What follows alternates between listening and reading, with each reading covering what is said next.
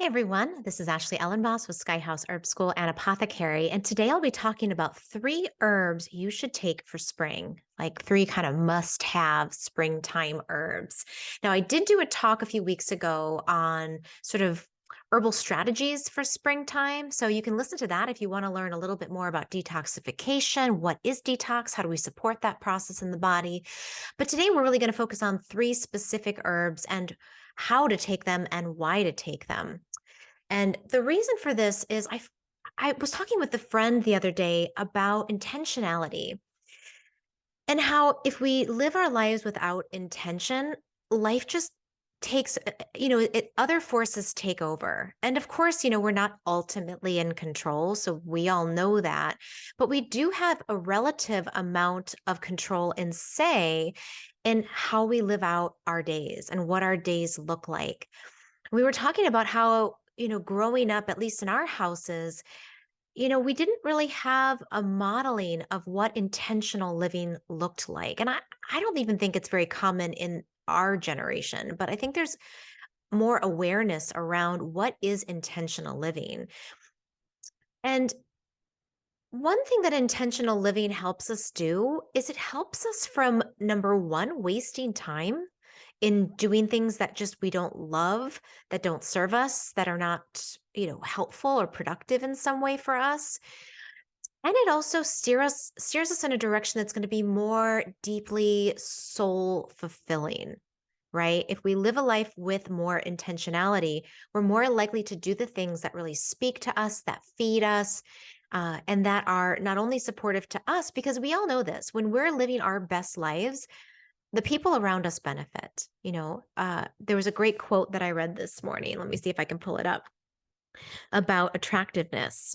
And I found this to be really true because I think when we are living a life where we're constantly looking outside for validation or trying to figure out what other people want us to do, that we lose connection with our essence and our truest self. So here's what it says. It says people who are most magnetically attractive are those whose energy is not split by focusing on trying to be a people pleaser, fit in, or satisfy the opinion of others. They simply transmit a clear broadcast of who they are to the universe. And this is by Mariam Hansa. So they simply transmit a clear broadcast of who they are to the universe. How do we do that? We do that with intention. We do that by living every day and waking up and saying, what am I going to do today? And what am I not going to do today? What am I going to really work on not doing? Because that's just as important. So one example, and this is why I know I haven't talked about the herbs yet, but I promise we'll get there. But the idea of having some sort of daily ritual or having things in your environment that you can reach to on a daily basis to recenter and ground you. And for me, plants just do that. I mean, I surround myself with plants. You can see my background. If I were to turn my camera around, there's like plants in every window, in every corner. And then also plants herbally. I have my counters are full of jars and bottles and bags because I know for me, waking up and having a cup of plant-based tea and herbal tea is a way that I start and ground and intentionally set up my day. And usually here's what I do in my head is I say to myself, how am I feeling? And trust me, that's a hard thing to do because when we wake up, it's so easy for us to just get swept up in all the things we have to do and feel like we're constantly behind the ball. But if we can wake up and just say, how am I feeling today? Because it's different. If I wake up and I'm like, I'm tired today. I feel a little dull. Like I always can tell because my eyes, I'm like, my eyes, not bright. They're a little dull today. I just probably didn't get enough sleep. Or didn't drink enough water yesterday. So then if I can start my day with that and that awareness, then I can say, I need some herbs with a little pick me up. I need a little mental boost. So I'm going to reach for some of my herbal stimulants. And I don't mean like coffee necessarily, although I do love coffee, but even just things that gently arouse the system, like nettles is a gentle stimulant or some of the adaptogens like like reishi or ashwagandha can lift the energy and brighten the eyes, especially reishi. It's known as brightening the shen, or the light of the heart that shines through the eyes. So that's just a waking up and just doing a check-in. And even if it's not herbs that speak to you, if you're not like, okay, I'm going to modulate and support myself through plants, you could say, you know what, I'm going to need a walk today. I need to make time to walk, even if it's 5 minutes around the block. Or I need to make time to roll around on the ground because my neck hurts and I need to just stretch like an animal in a sunny spot on a rug, right? Like your body might right now even being like, I just need to lay down and roll around and stretch. But we can't get to that action if we don't have the inquiry, if we don't ask the question and then get curious and try to intentionally find what is needed in that moment. I'm going to go back now to this idea of an intentional life because again, this is something that's really on my mind. I'm coming out of a year and a half sabbatical where I wasn't teaching. I was doing videos, as you guys know, if you've been following me, but I wasn't teaching classes, internships or apprenticeships, and I wasn't seeing clients, which my whole life, my whole adult life, I've been either teaching yoga classes, like usually 7 or 8 a week, seeing herbal clients, teaching herbal classes. I was teaching for a while at an herb school, doing as an herbal supervising clinician for the students in their program. So, I've just always been really busy. So for the last year and a half, I've been unbusy and I learned so much about myself. And one of the things that I am stepping back into my work life with more awareness around is intentionally booking out time before and after teaching and booking out time before and after retreats. I'm about to leave and teach a retreat in Costa Rica as part of the Urban Davy group with one of my beloved teachers. You probably heard me do talks with her. If you haven't, listen to some of the talks with Rukmini Walker. And I'm going to be teaching with her and Sarah Kretzi, who is she is an amazing therapist. And so I've just been thinking a lot about how do I intentionally set up time to get prepared for this retreat, both not just like get the things done, but like mentally and spiritually and physically prepare, get my whole self prepared for this retreat. And then let me make sure I schedule out time when I get back to process, because I've never done that before. I've always just filled every nook and cranny with stuff and appointments and things, right? But intentional living is being intentional about what your needs are so that you are setting yourself up for success, and not success like financial success, although that's great too, but for spiritual success and whole person success. So like in that quote, you can transmit a very clear frequency out into the universe of, look at me.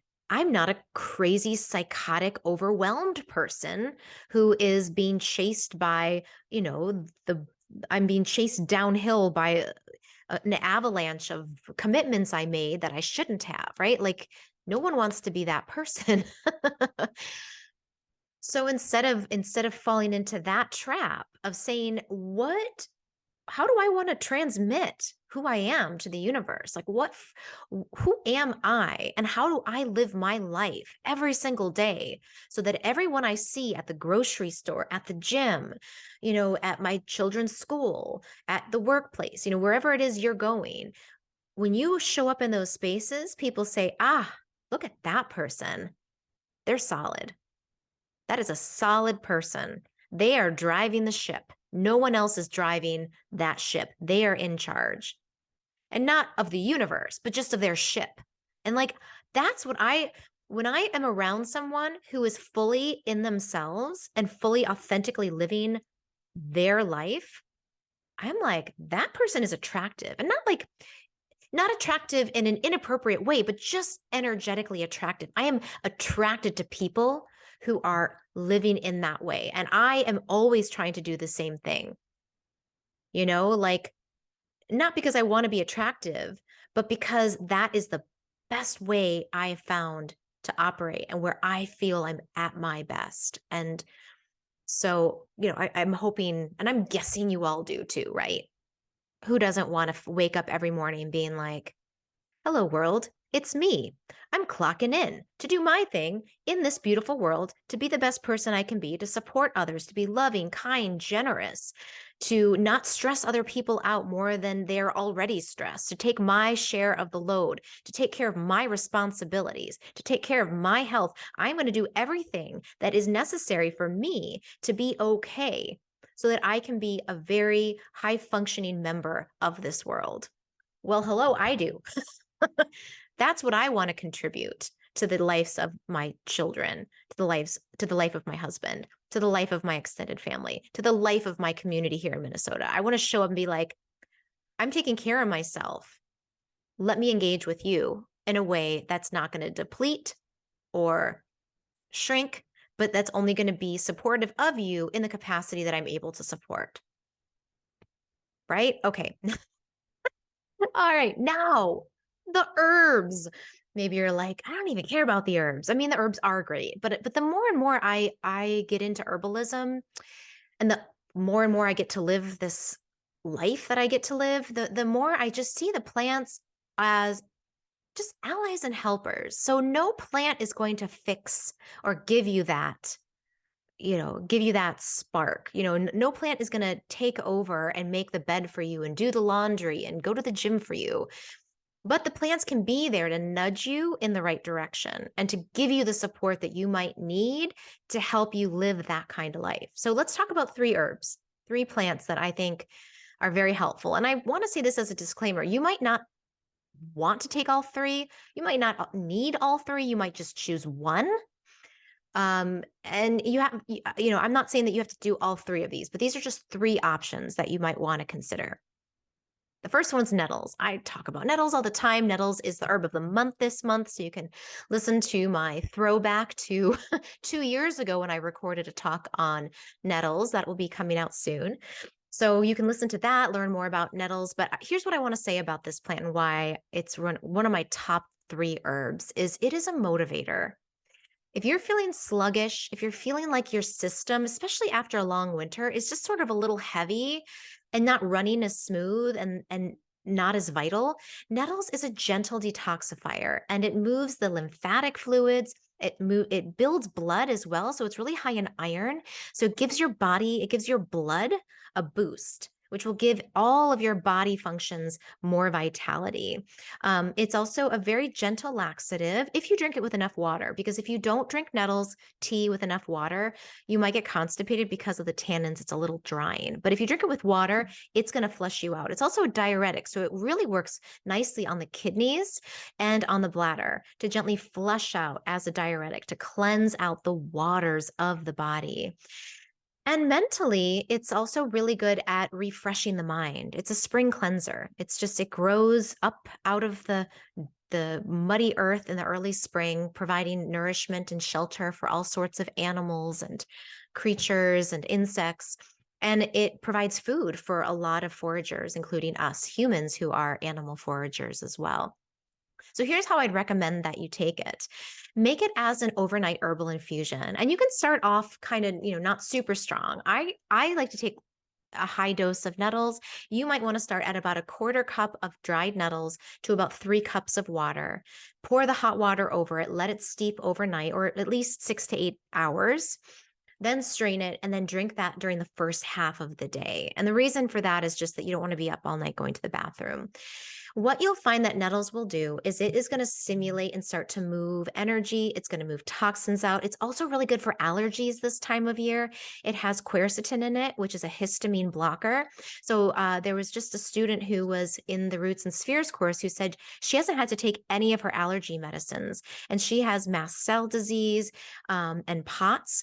And she tends to react by hives all over her body to even things like a hot bath or certain foods. But she's been drinking nettles and she's like, I took a hot bath and nothing happened. I've been eating foods. I've been exposing myself to things in the environment, and my body is able to handle that allergic response. It's like not responding. It's not overreacting to allergens. So if you suffer from seasonal allergies or any sort of, hypervigilance of the immune system, like autoimmunity and things like that, where your immune system's always triggered, nettles may be very helpful for you. So try that. Give it at least 2 weeks if you can. The second herb that I love, and I've already sort of preluded to these, is reishi. Reishi is a mushroom. It's comes from, traditionally it comes from traditional Chinese medicine, where it is used as a adaptogen and a tonic for the spirit. And this is so important because I think that over the course of, for many of us, the course of the pandemic, we've just gotten worn down, And when we think back to that idea of intentionality, living intentionally, if you're so depleted, you can be like, I want to live intentionally, but I can't even barely get out of bed, or I can't even think about going to the gym. So if you're like in that super depleted state and you just need something easy you can take to start to build back your vital force, reishi is excellent. And it actually works very well as a capsule. I personally really like tinctures and teas and raw whole forms of plants. But for reishi, it works really well as a capsule because the best way to use it is as a powder. And, they can tincture a powder. So you could take reishi as a tincture, which is pretty easy. It is more expensive. So for a lot of people, they find they can take, and I really like for Sigmatic, they have some coffee tea blends that have reishi mushroom. I also really like, what is the Paul Stamets brand? I know you guys know it. I can't remember it. I'll include a link. I'm seeing it in my head, but I can't remember the name. I need to take more reishi, boost my brain power. But anyway, it'll come back to me and I'll post it for you all. But really, any really high quality reishi supplement will be really good for boosting the vitality of the system. As an adaptogen, it balances our stress response, so it helps you from overreacting to things or underreacting to things, because that's also a symptom that can happen when you're really depleted. Then also what I really like about reishi, is it does have immune, so it can be helpful with allergies as well because it is an immune modulator. So for people that have overreactive and oversensitive systems to allergens, you could take both of those together. Certainly, there's no harm in taking both of them. I wouldn't say together in a tea. Tea is not the best form for reishi unless you cook it like for 8 hours, which most of us don't have the time to do that. But if you do, you could buy whole mushroom slices and cook them for 8 to 12 hours on a low heat. But otherwise, we are best off capsule or tincture. And I like to take, I'm a little bit of a higher doser when it comes to these things. So it'll say on the bottle, take 2 capsules twice a day. I'm like, take 4 capsules twice a day because most of us need more than just 2 capsules.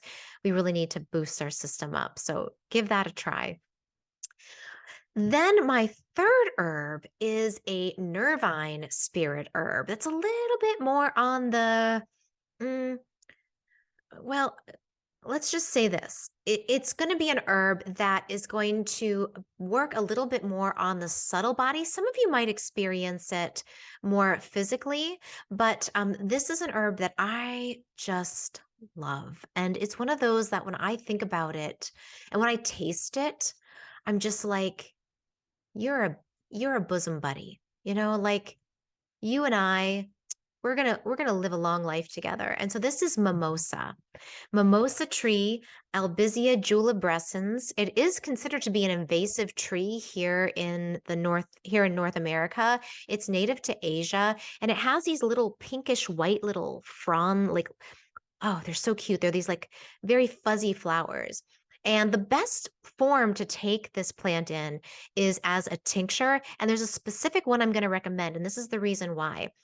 In Chinese medicine, the bark of the plant is considered to be very, very grounding.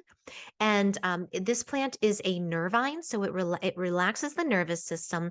The other name for this plant is the happiness tree, and it is just so heart. It's a heart medicine. Like it really brings the heart into harmony.